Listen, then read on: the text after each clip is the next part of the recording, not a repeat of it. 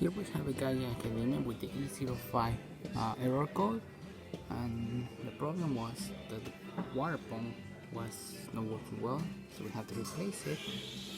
And after replacing it, this espresso machine is working perfectly fine.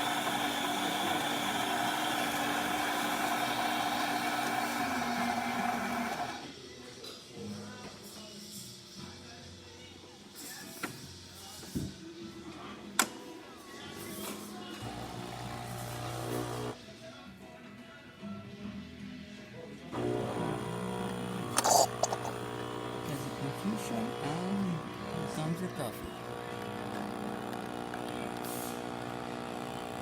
So you need to go to Grammarly and hold their hand. I guess so. Whatever, we're on the clock. And here you go, really good crema, good color, You will blah blah blah. working perfectly fine.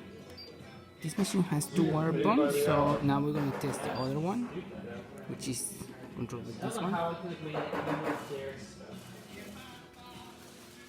It doesn't You just do thing says exactly what give it a few seconds to warm up. it says. Like you agreed to put water in this form and power in this form, right?